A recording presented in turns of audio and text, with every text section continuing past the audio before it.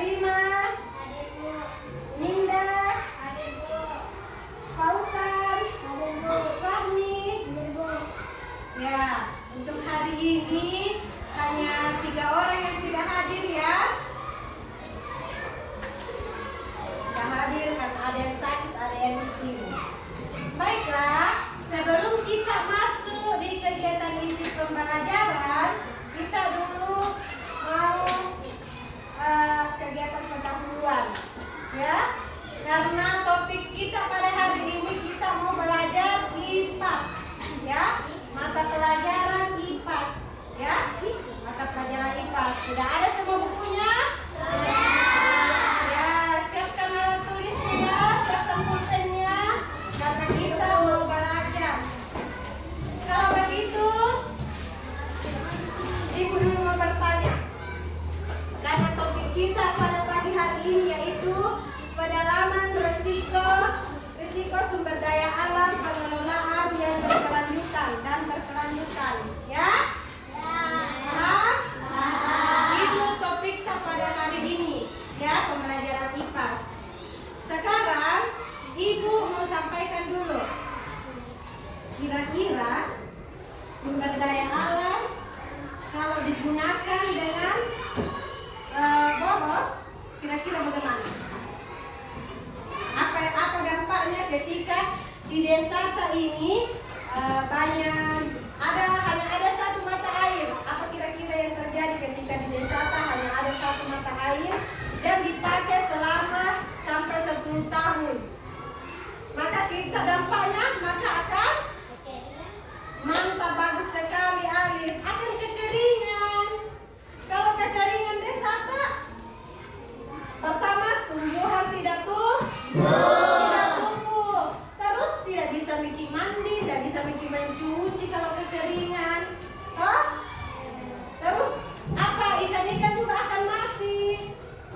Petani di ladang yang di sawah, maka kering sawahnya, maka gagal panen.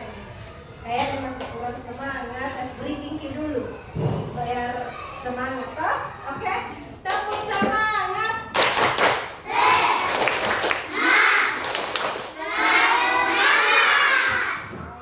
mantap. Lagi semangat ini hari? Semangat ini mau masuki mata pelajaran? Senang? Harus bahagia atau happy agar mudah konsentrasi dimulai. Pahami baik-baik. Sekarang di sini saya sudah bagi kelompok. Pausan ada kelompok 1, ada kelompok 2, dan ada kelompok 3. Nanti setiap kelompok yang ketua kelasnya memaparkan di depan hasil presentasinya. Nah, membacakan di depan, ya? Paham? Apa yang mau dikerjakan di dalam kelompoknya nanti sudah paham? Sekarang ini hari tuh, saya mau jadikan dulu siswa kelas 4, saya mau jadikan seorang kayak peneliti kayak begitu, seorang menganalisis nih. Sekarang ini hari mau menganalisis tentang bumi tentang yang ada di bumi kita, yaitu sumber daya alam. Apa saja contoh sumber daya alam yang ada di bumi? Mantap, air, apa lagi? Tanah, apa lagi? Tumbuhan, hutan, ya? Terus ada juga kalau mau naik kendaraan pakai apa? Terus diisi pakai apa? Bensin.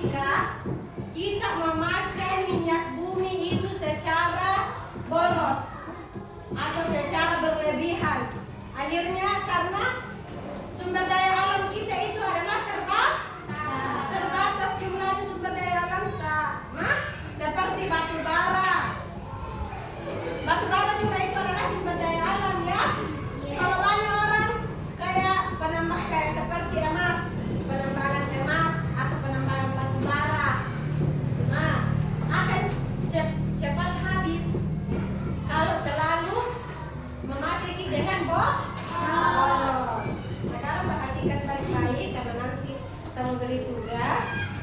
Sekarang kita masuk pada inti ya, inti pembelajaran yang itu risiko dampak sumber daya alam dan berkelanjutan ya. Karena kelangkaannya sumber daya alam itu diperbaharui seperti minyak bumi, batu bara, dan mineral atau air. Terus apa dampaknya kalau digunakan secara berlebihan tadi? Maka kita akan kekeringan. Kalau kekeringan maka akan banyak ekosistem yang mati. Contohnya ekosistem hutan, binatang-binatang akan mati, akan punah. Begitu pun juga manusia toh. Nah, bagaimana juga dampaknya kalau para dampak langsungnya itu seperti kenaikan harga. Misalnya kenaikan harga BBM, kalau terlalu boros menggunakan BBM, maka BBM tersebut akan naik harga. Itu dampak langsungnya. Paham? Tapi kalau dampak lingkungannya pada risiko penggunaan sumber daya alam berlebihan itu misalnya kerusakan ekosistem. Apa saja kerusakan ekosistem? Contohnya, ada yang bisa tahu? Seperti penambangan besar-besaran, banyak perusahaan tambang yang menambang batu bara, emas, ya. Itu adalah contoh dampak lingkungan. Terus merusak ekosistem, merusak hutan. Apa lagi?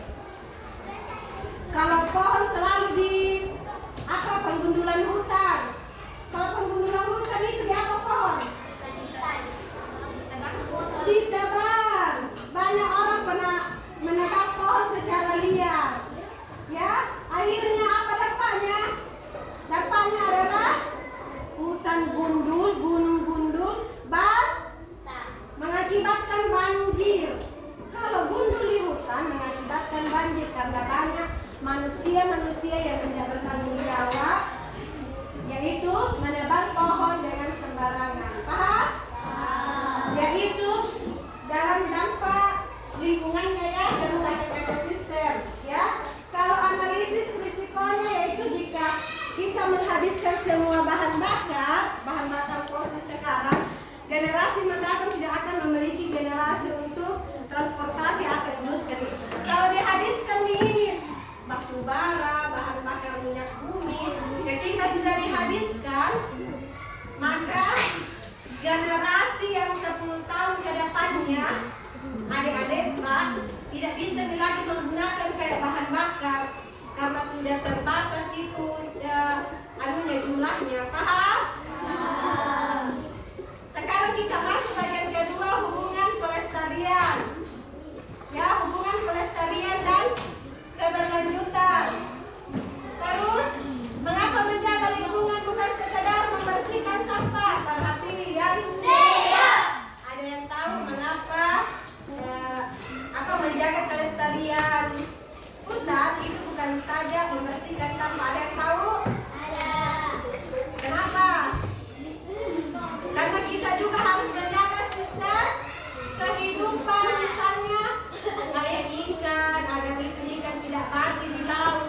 Paham? Terus berkelanjutan, yang berkelanjutan itu seperti kemampuan untuk memenuhi kebutuhan saat kita mengembangkan kemampuan generasi mendatang. Ya. Terus kalau kaitannya dengan ekologi seperti tadi juga hutan gundul, maka akan berdampak bagi ekosistem kayak manusia, berdampak banjir. Seperti juga hutan-hutan kalau misalnya banjir maka ikan juga akan punah, ekosistem di laut maupun di darat akan punah. Paham? Sekarang kita masuk bagian hutan terjaga akan menahan sumur, kita tetap terisi, kita bisa mandi dan minum selamanya. Ya, ada di sini ada 3 aksi nyata yang dapat kita lakukan. Perhatian. Ada 3 aksi nyata yang kita dapat lakukan. Pertama ada misi air, ada misi hutan, dan ada misi tanah. Kalau misi air itu contohnya yang di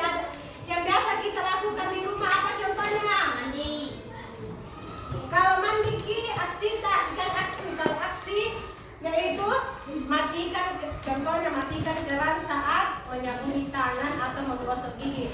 Kalau menggosok gigi jadi itu sebelum dipakai itu air, ya dimatikan dulu keran supaya tidak terbuang-buang itu air. Paham? Supaya tidak terbuang-buang itu air. Dan ketiga lagi, dalam isi hutang gunakan kertas di kedua sisi dan jangan dibuang-buang. Itu kertas yang sekarang dipakai harus dihemat karena kertas itu ada yang tahu dari mana? Kayu.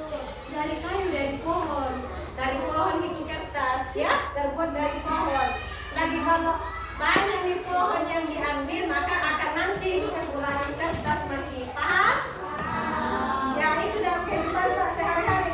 Kalau misi tanah, misalnya kau buang sampah plastik pada tempatnya. Kalau biasa membuang sampah plastik karena sampah plastik itu kalau aksi atau harus dibuang sampah plastik pada tempatnya. Paham? Karena ketika sampah plastik tidak dibuang pada tempatnya akan mengakibatkan pencemaran tanah. Maka tanah itu akan tercemar karena plastik itu susah larut ya. Susah larut kalau plastik. Perhatikan. Sekarang mari kita mengerjakan mulai dari kelompok 1, kelompok 2, ada kelompok 1, kelompok 2, kelompok 3. Ini hari kalian menjadi analisis untuk bumi kita, mengamati bumi kita, apa saja yang dilakukan agar bumi kita terlindung dari dampak sumber daya alam yang berkelanjutan. Sekarang kerjakan.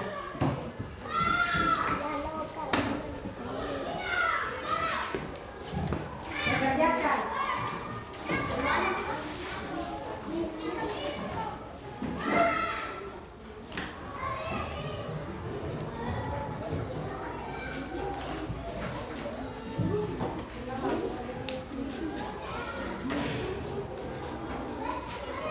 Ya selesai? Ya baiklah, kalau begitu kelompok 1 dulu presentasikan sama ketua kelompoknya. Maju ke depan membacakan hasil materinya. Ya. Maju ke depan kelompok 1.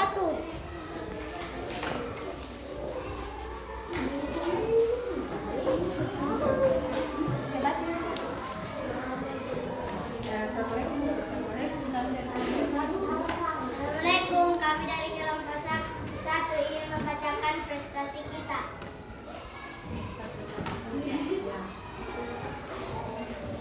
Air melakukan penanaman lubang biopori dan menghemat penggunaan air di sekolah atau rumah. Oh, itu yang dilakukan untuk melindungi air yang kelompok 1 ya, mengadakan biopori ya. Oke, tepuk tangan untuk kelompok 1.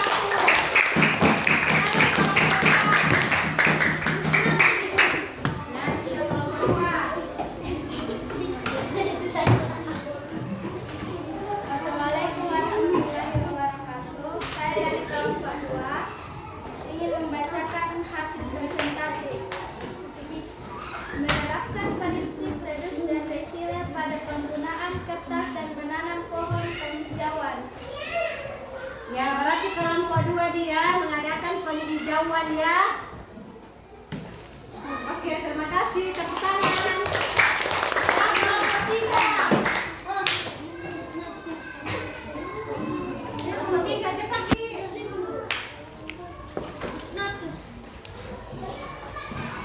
Tanah menghindari penggunaan plastik sekali yang mencemari tanah dan melakukan pemilihan sampah organik.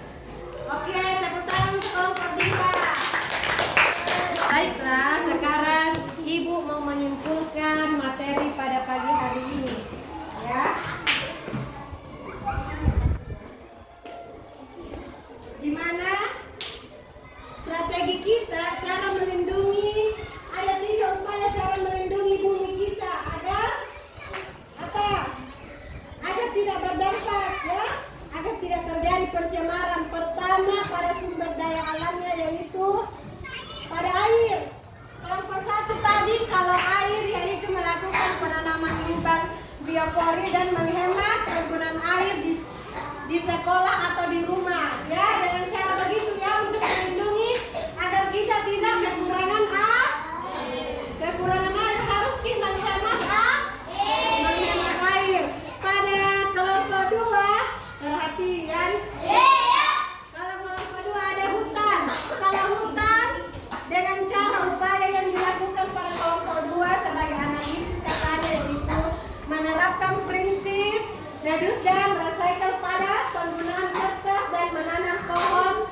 penghijauan.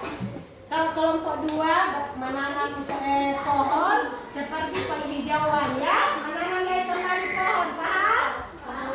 Dan pada kelompok 3 yaitu tanah, menghindari penggunaan plastik sekali pakai yang mencemari tanah dan melakukan pemeliharaan sampah organik.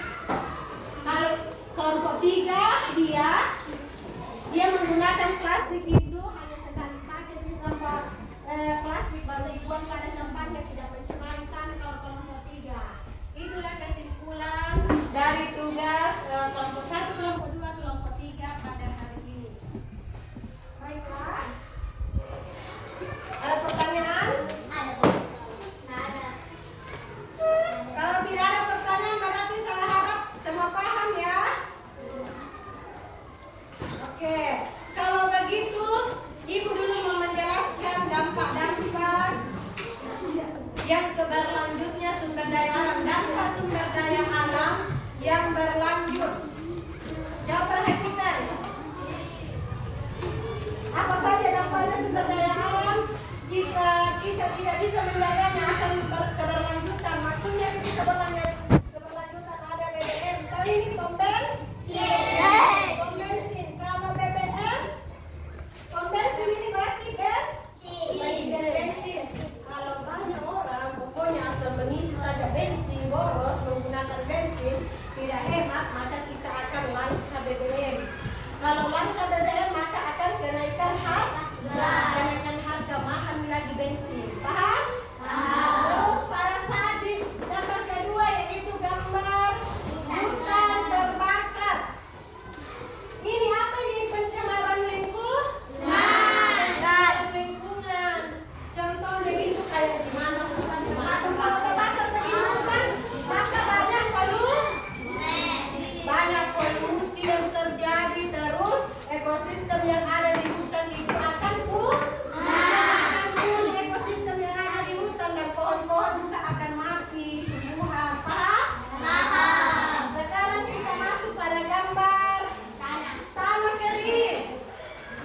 Ketika kita menggunakan air yang secara boros tidak menghemat, maka tanah akan kering. Sekarang pada gambar ini ya, pada gambar ini di mana ada sebuah pohon yang tumbang karena akibat akibat penumbangan, yaitu akibat apa ini? Penebangan liar, akibat penebangan liar ya. Ini manusia yang tidak bertanggung jawab, yaitu menebang pohon sembarangan, maka hutan kita akan gundul, hutan, ekosistem hutan akan rusak ya. Sekarang pada gambar apa ini? Ikan.